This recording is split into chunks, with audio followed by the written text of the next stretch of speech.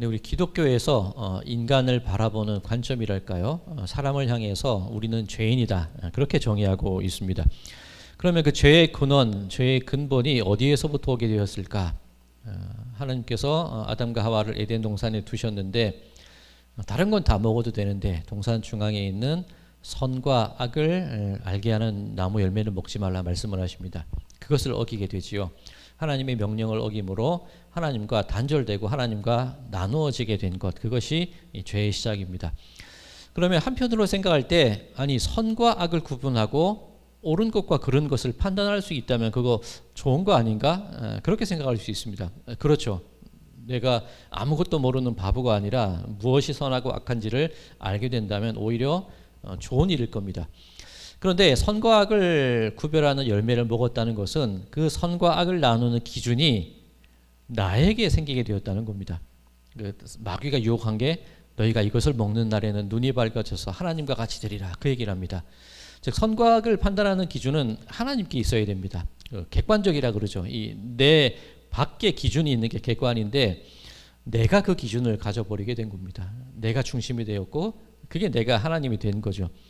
자, 그렇게 우리 삶 가운데 죄가 들어오게 되었는데 오늘 본문과 관계 지어서 그러면 하나님과 단절되고 죄를 가진 사람, 선과 악의 기준을 내가 가진 사람이 어떤 모습으로 그것을 드러내느냐, 오늘 본문과의 관계에서 살펴보게 되면 첫 번째, 다른 사람을 향해서 비난하고 비판하는 일을 하게 됩니다. 내가 기준이니까 다른 사람을 비판하게 되죠. 두 번째, 내 고집이 생깁니다. 내가 여기까지 맞다고 생각하는데 내가 중심인데 그것이 내 고집이 되는 거죠. 자, 그렇다면 달리 생각하면 다른 사람을 비난하고 비판하는 일을 넘어서고 내가 정한 기준을 넘어서게 될 때에 그것이 하나님과의 관계가 회복되는 길이다, 그렇게 생각할 수도 있을 겁니다. 자, 그렇다면 오늘 본문 말씀을 통해서 우리가 어떻게 내가 기준이 되는 것, 다른 사람의 비난을 넘어설 수 있게 될까, 그것을 한번 알아보도록 하겠습니다. 오늘 본문은 사도행전 11장인데 사도행전 10장과 굉장히 긴밀한 관계 속에서 말씀을 읽어야 됩니다. 사도행전 10장에는 이 가이사랴에 있는 이달리아 백부장, 이 정통 로마 군인이었던 고넬료가 그 집안이 베드로로부터 말씀을 듣고 세례를 받고 구원을 받게 되는 그 이야기가 나옵니다. 즉 사도행전 10장과 11장은 초대교회가 이방인에게도 그 문을 열게 되는 아주 중요한 변곡점이 되는 말씀이 이 10장과 11장이라는 거죠. 자, 오늘 본문 사도행전 10장 11장 1절 이렇게 시작이 됩니다. 유대에 있는 사도들과 형제들이 이방인들도 하나님의 말씀을 받았다함을 들었더니, 지금 베드로가 유대 지역을 다니면서 병도 고치고 말씀도 증거하고 세례를 베푸는 그런 사역을 해가고 있습니다. 베드로가 요바에 머물러 있습니다. 지금 텔아비브죠. 예루살렘을 떠나서 텔아비브에 머물러 있는데 그 인근에 이 가이사랴, 황제의 이름을 가진 신도시입니다. 이 로마 신도시에 주둔하고 있던 로마 주둔군의 어떤 장군이 베드로에게 연락을 하게 된 거지요. 그리고 그 사람들에게 세례를 주고 그들을 그리스도인으로 섬기게 만든 겁니다. 그 소식이 예루살렘에 있는 교회, 사도들과 예루살렘에 있는 교회들에게 전해졌다는 것이 1절의 말씀입니다. 자, 그런데 2절과 3절입니다. 베드로가 예루살렘에 올라갔을 때에 할례자들이 비난하여 이르되 내가 무할례자의 집에 들어가 함께 먹었다 하니, 베드로가 이제 사역을 마치고 다시 예루살렘 교회로 돌아왔지요. 그런데 그 교인들이, 그리스도인들이 비판하는 게 뭐냐면 당신 왜 이방인들과 식사를 같이 했습니까? 그 비판을 합니다.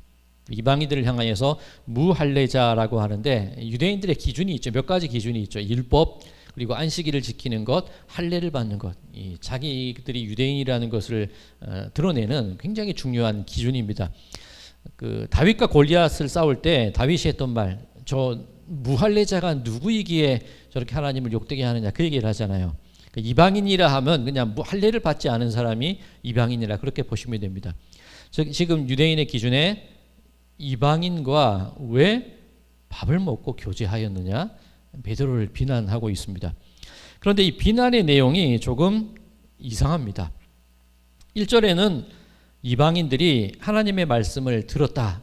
그 소문을 들었죠. 그러면 하나님의 말씀을 들은 것, 세례를 받은 것, 구원을 받은 것, 이게 중요한 이야기의 초점이 되어야 되는데 비난할 때 무엇이라고 비난했냐면 왜 밥 먹었어? 그걸로 비난을 합니다. 그죠? 소문 들은 것과 초점이 바뀌어져 있어요. 달라요. 이 비난이라는 단어가 헬라어로 이 디아크리노라는 단어를 쓰는데 이 헬라어에서 앞에 이 디아자가 붙으면 어떤 의미가 있습니다. 이 디아크리노, 비난하다라는 말이 비난하다, 의심하다 이 여러 가지 의미로 쓰여지는데 이 디아라는 단어가 뭐냐면 나누는 거예요. 이 붙어있던 것을 분리시키는 게 디아라는 이 단어의 접두사입니다. 헬라어로 이 사탄을 이 디아볼로스라고 하는데 이 디아 들어가죠. 이 나누는 겁니다. 욥기에 보면 하나님께서 이 하늘의 이 천상의 당신의 사람들, 천상의 존재들과 회의를 이렇게 주관을 하시는데 그때 사탄도 그 회의에 들어가요. 하나님께서 야, 너 어디 갔다 왔니? 그러니까 사탄이 했던 말이 무엇이냐면 욥기 1장 7절 여호와께서 사탄에게 이르시되 내가 어디서 왔느냐? 사탄이 여호와께 대답하여 이르되 땅을 두루 돌아 여기저기 다녀왔나이다. 이 디아볼로스 사탄의 역할이 뭐냐면 사람들 사이에 이간질하는 거예요. 사람들을 나누는 겁니다. 하나님께서 야, 저 욥 봐라. 저 욥 저렇게 의롭지 않냐? 믿음이 좋지 않냐? 근데 사탄이 한 말이 뭐냐면 괜히 그러겠습니까? 하나님이 잘해주시니까 저러지요. 이간질하는 거죠. 나누는 거죠. 의심이라는 것도 내 마음이 나누어진 거 아닙니까? 그죠? 내가 저것을 믿어야 될까? 확신이 없어지고 그 나누어진 상태가 의심입니다. 이 디아, 그런 의미입니다. 이 디아크리노, 이 비난하는 것, 문제의 본질을 흐려버리는 거예요. 문제의 본질을 나누어서 그것을 흐려버리는 상태가 이 오늘 본문에서 말하는 비난입니다. 사회에서 그런 모습 본 적 있지 않으십니까? 누군가 이 사회생활을 하면서 다툴 때 어떻게 보면 이 마지막 나오는 다툼의 어떤 구실과 말이 뭔지 아십니까? 너 몇 살이야? 그죠? 거의 그런 결론이에요. 그 왜 그렇죠? 만약에 좀 나이 차이가 많이 나서 젊은 사람과 좀 어르신이 싸우게 될 때에 이 젊은이가 좀 나빠서 부득부득 발악하고 막 대들면 너 어린 것이 몇 살인데 그렇게 말씀하실 수도 있습니다. 그런데 이 젊은이가 하는 말이 맞아요. 그죠? 옳아요. 얘기해 보니까. 그러면 나는 지기는 싫고 저 사람의 말은 옳고 트집은 잡고 싶고 그럴 때 나오는 말이 너 몇 살이야? 이 어린 놈이 어디서 그런 얘기를 해? 그런 얘기를 보통 합니다. 직장 생활을 할 때도 이 직장 상사가 이 자기가 함께 일하는 부하 직원에게 좀 마음에 안 들 때가 있어요. 그럴 때 뭐 일했어? 저거 했어? 막 물어보죠. 뭐 이렇게 출장 갔다 온 사장님이 보통 그렇게 많이 해요. 사무실 들어와가지고 시킨 거 다 해놨어? 그런데 잘했어요. 그죠? 일을 다 마치고 일도 잘했어요. 그때 하는 말이 뭡니까? 마음에 안 들 때? 그런데 태도가 그게 뭐야? 그죠? 이게 본질과 벗어난 거예요. 그 본질을 가지고 다툴 때는 자기가 불리해질 걸 아니까 자기가 이기기 위해서 우위를 선점하기 위해서 전혀 본질과 상관없는 이야기를 꺼내드는 게 이 비난이라는 겁니다. 베드로가 이방인에게 말씀을 준 거예요. 그들이 믿었대요. 세례를 받았대요. 구원의 역사가 일어났대요. 그 본질을 가지고 다투자니까 자기가 조금 불리한 걸 아니까 왜 밥 먹었어? 밥으로 다투는 겁니다. 근데 뭐 밥 먹은 게 뭐 대수예요? 그럴 수도 있습니다. 당시 이방인들은 이방 신전에 바쳐졌던 그 음식을 대접했기 때문에 자칫 이방인과 식사를 하다 보면 부정한 음식을 먹을 수도 있습니다. 그런데 그게 본질은 아니잖아요. 이게 사람들이 비난하고 비판하는 게 그렇다는 겁니다. 우리 가정에서는 집안 꼴이 이게 뭐야? 그렇죠? 그런 얘기가 나오는 거예요. 이게 비난이라는 겁니다. 내 마음 가운데 기준이 서 있는데 내가 다른 사람을 향할 때 정당성도 없고 그 사람의 말이 옳을 것 같을 때 괜히 비판하고 싶을 때 기준을 흐려버리는 것. 그게 우리가 가진 죄인된 모습, 죄악된 모습, 비난하는 모습, 그거라는 거죠. 자, 베드로가 그 얘기를 들었습니다. 아니, 이를테면 이제 초대교회, 예루살렘 교회의 대표 지도자가 베드로잖아요. 지금으로 치자면 뭐 담임 목사, 뭐 당회장 그쯤 됩니다. 아니, 그러면 이 담임 목사가 어디 가서 이 다른 교회에 가서 부흥회를 했는데 뭔가를 행하고 왔어요. 근데 교인들이 그 소문을 듣고 이 담임 목사를 비난하는 겁니다. 그럼 보통의 경우 담임 목사는 기분이 나빠요. 그죠? 내가 담임 목사인데 내가 했다는데 무슨 불만이야? 그렇게 반응이 나올 수 있습니다. 예전에 베드로 같았으면 성격이 다혈질이에요. 예수님께서 무리를 걸어오시는 모습을 보고 나도 걷겠습니다 하고 그냥 뛰어드는 게 베드로입니다. 그리고 저 바닷가에 예수님께서 떡을 굽고 계실 때 그냥 물속에 뛰어드는 게 베드로예요. 예수님을 잡으러 온 대제사장의 종들과 군인들이 왔을 때 칼을 들고 제사장의 종 말고의 귀를 쳐서 귀를 베어버리는 게 베드로입니다. 굉장히 성격이 굉장히 급하고 와일드한 사람입니다. 예전 같으면 아니 내가 말씀 전하고 세례하고 뭐 밥 먹고 왔어 그래. 내가 누군데 서장하고도 밥 먹고 그런 사람인데 내가 못해? 그렇게 강하게 나올 법한데 지금의 베드로는 그렇지 않다는 거죠. 4절입니다. 베드로가 그들에게 이 일을 차례로 설명하여 이르되 내가 욥바시에서 기도할 때에 황홀한 중에 환상을 보니 베드로가 차근차근 설명을 하기 시작했다. 자초지종을 설명했다. 그 얘기를 하는 겁니다. 자, 앞서 사도행전 10장에 있었던 이야기 간략히 한번 정리를 해볼까요?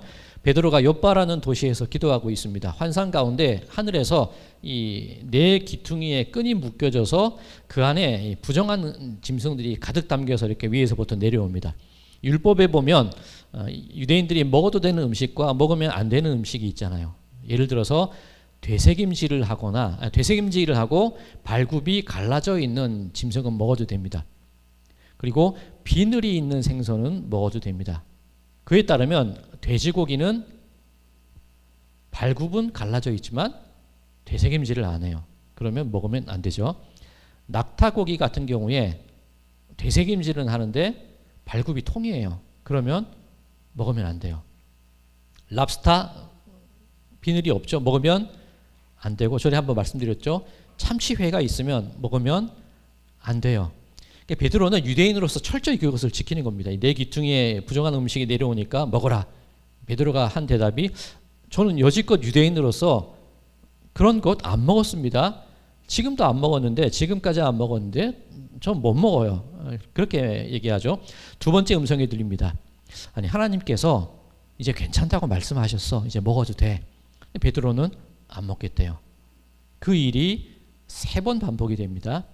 자, 베드로가 그런 환상을 보고 있을 때 이게 무슨 뜻일까 혼자 궁금해하고 있을 때 가이사랴에 있는 고넬료도 환상을 봅니다.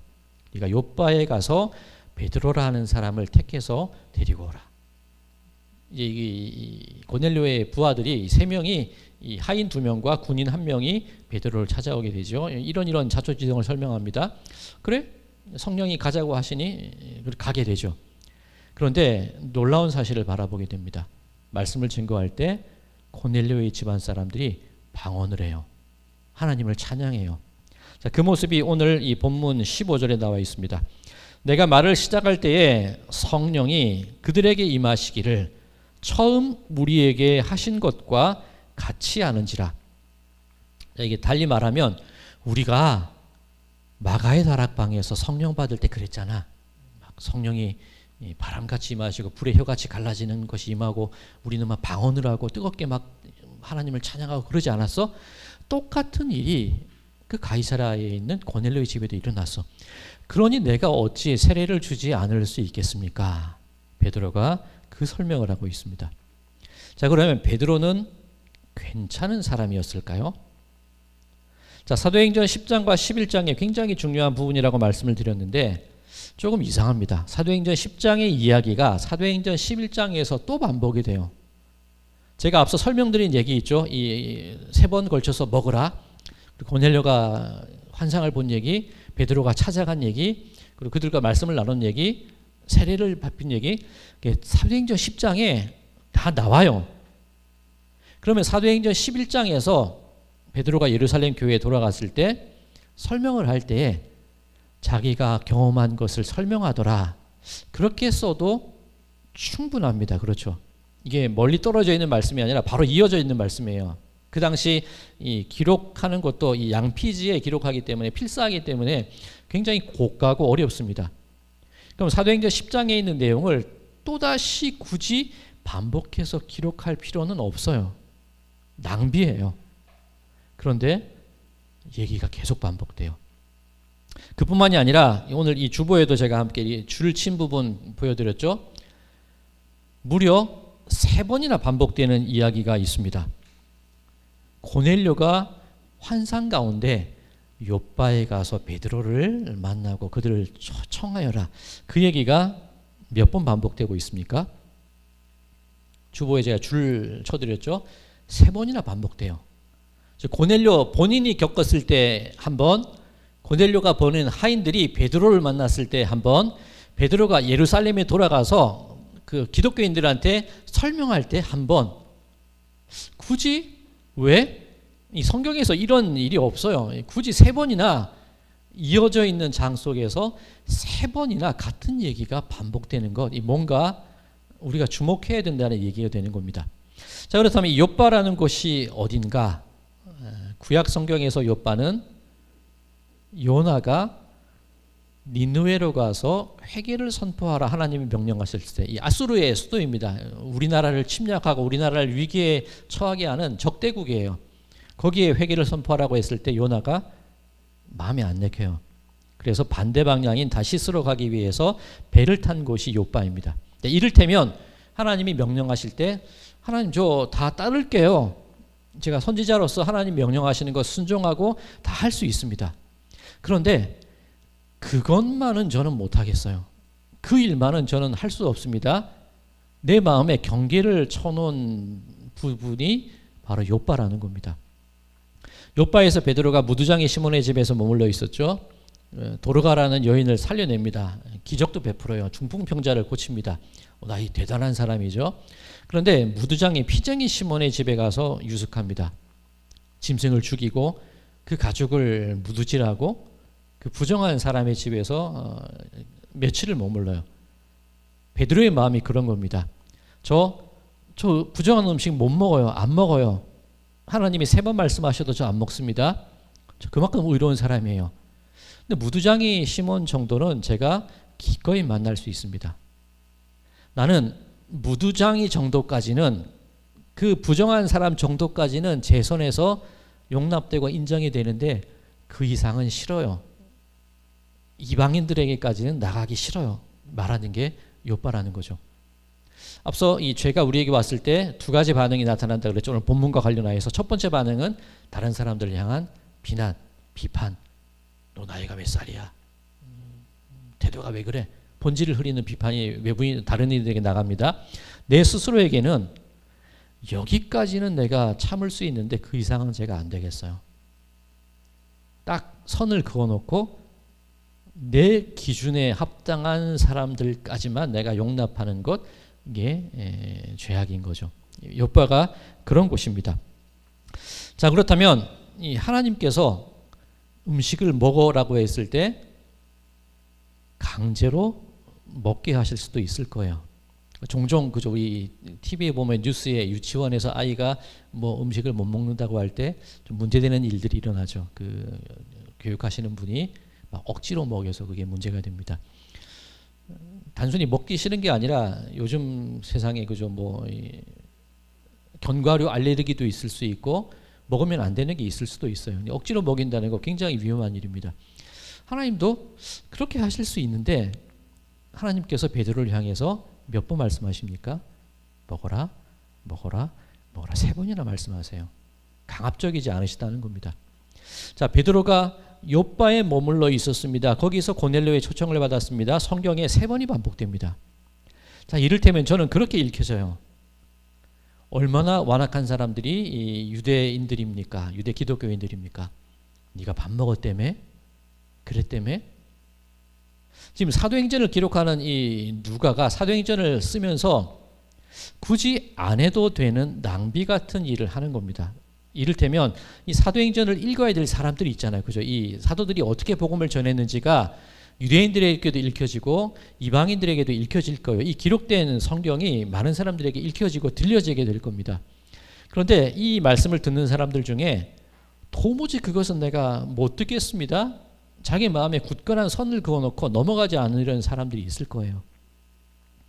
베드로가 그렇게 했어? 나 도무지 용납 못해. 그 독자들을 향해서 요바에 갔대? 요바에 있었대? 요바에 있었대? 누가도 독자들을 설득하는 거예요. 그죠? 굳이 안 해도 되는 낭비 같은 일을 들여서 친절하게 그렇게 만나게 됐대. 그렇게 만나게 됐대. 그렇게 만나게 됐대. 계속해서 설명을 하는 겁니다. 마음을 열게 만드는 거예요. 예전에 베드로 같았으면 아니 내가 베드로인데 그 못하겠어? 그 정도 뭐 내가 할 수 없어? 그렇게 사람들을 대하는 것이 아니라 오늘 4절 베드로가 그들에게 이 일을 차례로 설명하여. 예전에 베드로는 나는 욥바까지밖에 못 갑니다 라고 말했는가 하면 하나님께 설득당한 거죠. 먹어라 먹어라 먹어라. 네. 자기가 경험한 자기 기준과 자기 선을 무너뜨리는 그 경험을 예루살렘 교회에 있는 그들에게도 똑같이 선물해 주고 있는 겁니다. 자, 설득하고 설명하는 과정 결코 쉽지 않습니다. 우리 한번 설득해 보셨습니까? 저도 성격이 좀 좋지 않아서 똑같은 얘기를 2번, 3번 하는 걸 정말 싫어해요. 이제 2번 설명하고 3번 설명할 때 못 알아들으면 그냥 입을 닫아버립니다. 좀 그래요. 근데 재밌는 게 뭔지 아십니까? 제가 말하고 싶은 내용이 있으면 2번이고 3번이고 또 며칠 있다 또 그 얘기를 또 해요. 이게 웃긴 거예요. 그죠? 나는 설명하기 싫은데 내가 하고 싶은 말은 계속 말하는 게 우리의 모습이라는 거죠. 자, 운전 연습, 누군가에게 어떤 분에게 운전 연습 시켜보신 적 있으십니까? 운전을 가르치면 되나요? 안 되나요? 절대 안 됩니다. 그죠? 싸움 나요. 그럼 운전을 누가 제일 잘 가르칩니까? 운전학원 강사 선생님이 제일 잘 가르치세요. 왜 그러냐면 그 말도 안 듣고 말대로 따라하지 않는 사람들을 참아내고 견디고 설명하는 그 수고로움을 돈으로 받거든요. 그죠? 합당한 그 대가가 주어지니까 그 모든 이 설득의 과정들을 내가 잘 참아내는 거예요. 그런데 만약 운전학원 강사가 아닌데 누군가에게 운전을 가르친다면 누가 제일 잘 가르치냐면 잘 참는 사람이 가르칠 거예요. 잘 참는 사람. 자, 이 잘 참는다고 할 때 성경에서 그 잘 참는 것을 2자로 뭐라고 할까요? 오늘 설교의 제목에도 있습니다. 사랑이에요. 사랑, 우리 감정 가운데 끓어오르는 뜨거운 열정의 모습을 사랑이라고 우리는 보통 표현하지만 성경은 사랑을 바라고 믿고 참아내는 게 사랑이라고 하는 거죠. 누군가를 설득하는 과정이 그렇다는 겁니다. 1번 말하고 2번 말하고 안 들어? 말하기 싫어요. 낭비 같아요. 그런데 바라고 믿고 참아내는 그 사랑의 마음이 있을 때 친절하게 설명이 되는 겁니다. 자, 막 연애를 시작한 이 커플이 운전을 가르친다면 잘 가르칠까요? 못 가르칠까요? 막 이제 사귀기 시작했어요. 막 잘 보이고 싶어요. 그러면 정말 잘 가르칠 거예요. 왜 그러죠? 잘 보여야 되니까, 좋아하니까, 사랑하니까. 근데 그게 그 사랑이 바로 바라고 믿고 참아내게 만드는 힘이라는 겁니다. 베드로가 그걸 경험한 거예요. 하나님이 말씀하시죠. 아, 이 부정한 것 이제 괜찮아. 내 아들 피로 다 씻었어. 내 아들이 그 값을 다 지불했어. 근데 베드로는 완고해요. 기준이에요. 나는 욥바까지 못 먹어요. 안 먹어요. 못 먹습니다. 그런 거 저 못합니다. 바라고 믿고 참아내면서 하나님이 설득하실 거예요. 그 사랑을 베드로가 깨닫게 되었을 때 너 왜 밥 먹었어? 라고 말하는 예루살렘 교인들을 향해서 똑같이 바라고 믿고 참아내고 차근차근 설명해 주는 게 베드로입니다. 달리 말하면 베드로의 마음 가운데 하나님의 사랑이 베드로에게도 자리 잡혔다는 거죠. 이 사랑은 사랑하지 않고서는 설명할 수 없습니다. 자, 이 과정을 로마서에서는 우리가 어떻게 설명하고 있는지 로마서 5장 1절에서 4절까지 제가 읽겠습니다. 먼저 1절과 2절입니다. 그러므로 우리가 믿음으로 의롭다 하심을 받았으니 우리 주 예수 그리스도로 말미암아 하나님과 화평을 누리자. 또한 그로 말미암아 우리가 믿음으로 서 있는 이 은혜에 들어감을 얻었으며 하나님의 영광을 바라고 즐거워하느니라. 자, 우리가 이 하나님과의 단절로 인해서 다른 사람을 비난하고 비판하고 내 마음 가운데 선을 그어서 고집스럽게 버티는 우리의 모습이었죠. 그런데 주 예수 그리스도로 말미암아 화평을 누리자. 그렇죠? 깨어진 관계가 연합되고 이어진 겁니다. 그 일로 인하여서 우리가 은혜를 얻었다는 거예요. 그런데 그 과정이 결코 쉽지는 않다는 거죠. 로마서 5장 3절 4절입니다. 다만 이뿐 아니라 우리가 환난 중에도 즐거워하나니 이는 환난은 인내를, 인내는 연단을, 연단은 소망을 이루는 줄 알미로다. 그 바라고 믿고 참아내는 과정, 뭐 좋은 일만 있겠습니까? 이 뭐 신사적인 교인들만 만나겠습니까? 때로는 이방인을 만나기도 하고, 때로는 거친 사람들을 만나기도 해요. 때로는 그 과정 가운데에서 내가 해함을 당하거나 위협을 당하기도 합니다. 그런 환난을 통해서 바라고 믿고 참아내는 설득의 과정, 사랑의 과정을 해 나가는데, 환난은 인내를, 인내는 연단을, 연단은 소망을 이루게 되는 겁니다. 그 과정 이해하시죠? 어려움 속에서 인내하고 참아내고 설득하게 될 때 연단이 돼요.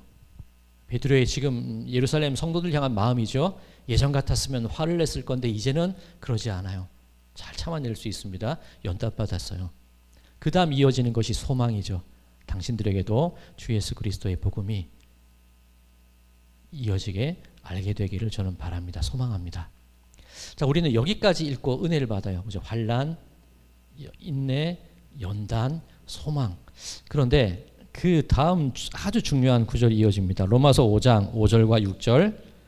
소망이 우리를 부끄럽게 하지 아니함은 우리에게 주신 성령으로 말미암아 하나님의 사랑이 우리 마음에 부은 바 됨이니 우리가 아직 연약한 때에 기약한 대로 그리스도께서 경건하지 않은 자를 위하여 죽으셨도다. 환난, 인내, 연단, 소망, 그 다음에 마지막 완성은 뭐라는 거죠? 사랑이라는 겁니다. 우리는 이 소망까지만 읽고 그냥 감동하고 끝나버리는데 그 끝에는 하나님의 사랑이 우리 마음에 부은 바 됨이니,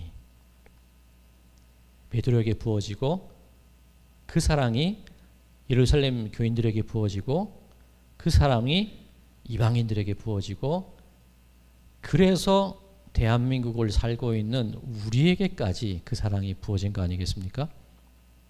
그런데 지금 나에게까지 왔어요. 나에게까지 부어졌습니다. 그런데 나한테서 끝나버리면 어떻게 해요? 나한테서 끝나버리면. 자, 오늘 사도행전 11장 17, 18절 우리 본문 마지막 절입니다.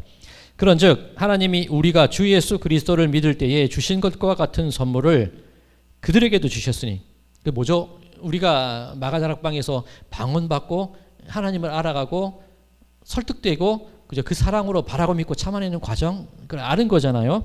그들에게도 주셨으니 이방인에게도 전해진 겁니다. 내가 누구이기에 하나님을 능히 맡겠느냐. 그 사랑의 이어짐이 지금 나에게까지 온 겁니다. 그런데 만약 내가 나에게서 그 설명하는 일이 끝나버리면, 바라고 믿고 참아내는 과정 가운데 안 들어도, 듣지 않아도 꾸준히 설명해 줘야 되는데 내가 싫어요. 이게 도무지 말귀를 못 알아듣는데 더해서 뭐해? 끝나버리면 나에게서 내가 하나님을 막아버리는 결과가 되어버린다는 거죠. 18절. 그들이 이 말을 듣고 잠잠하여 하나님께 영광을 돌려 이르되 그러면 하나님께서 이방인에게도 생명 얻는 회개를 주셨도다 하니라. 예루살렘 교회의 성도들은 비난하고 비판하던 그들이었지만 그들은 결국 그 하나님의 사랑을 받아들였다는 거죠. 그래서 여기까지 왔다는 거죠. 자, 그러면 이제부터 이 우리를 생각해 봐야 돼요. 이제 다른 사람 말고 나 자신을 생각해 보는 겁니다. 내가 과연 하나님의 그 일하심을, 그 능력을, 그 사랑을 막고 있는 사람은 아닌지, 나에게서 그 사랑의 흐름이 끝나버리고 있는 건 아닌지 내 스스로에게 그것을 한번 점검을 해봐야 됩니다. 하나님과의 관계가 단절되었을 때 나타나는 두 가지 현상, 겉으로는 비난하는 것, 그죠? 있어요. 내 속으로는 고집스럽게 버티고 있는 것 있어요. 하나님의 사랑을 막고 있는 모습이 나에게 지금 분명히 있다는 거죠. 자, 그렇다면 이 사도행전 10장 11장을 통해서 굳이 그 비싼 양피지에 굳이 두 번, 세 번 거듭거듭 반복해 가면서 우리에게 이 성경 말씀을 읽히는 까닭, 그러지 말라는 거죠. 거기서 끝내지 말라는 겁니다. 나에게서 그 사랑이 끊어지게 하지 말자는 겁니다. 그런데 오늘날 너무나 안타까운 게 우리 한국교회에서 얼마나 많은 교회들이 그 사랑의 종착점이 되어버리고 있습니까? 저들은 안 돼. 그죠? 우리가 기준을 가지고 있어요. 저 악한 사람들, 그 죄인들, 저들에게는 안 돼.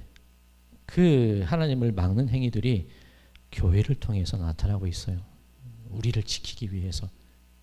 우리의 어떤 유대인들이 율법을 지킨 것처럼 우리의 범위와 우리의 테두리와 우리의 소신을 지키기 위해서 그 흘러가는 사랑의 길을 막고 있는 게 바로 우리라는 겁니다. 자, 바라기는 나에게서 그 사랑이 끊어지지 않게 되기를 기도하시기 바랍니다. 나에게서 그 사랑이 계속해서 이어져 나가게 되기를 간구하시기 바랍니다. 그러기 위해서는 내 고집을 넘어서야 되고 본질을 흐리는 비난을 멈춰야 되고 알아듣지 못해도 설명하고 또 설명하는 그 번거로운 낭비의 과정을 우리들도 해 나가야 된다는 거죠. 바라는 우리 참빛교회에 속한 우리 모든 성도님들 삶 속에 내 고집을 넘어서시고 비난을 넘어서시고 그리고 하나님의 그 사랑을 바라고 믿고 참아내는 가운데 그 비난과 고집을 끊임없이 설득하고 그 사랑을 베풀어 나가시는, 나에게서 끝나는 것이 아니라 계속해서 흘러나가게 하시는 그런 모든 분들의 삶이 되시기를 주님의 이름으로 간절히 축원드립니다.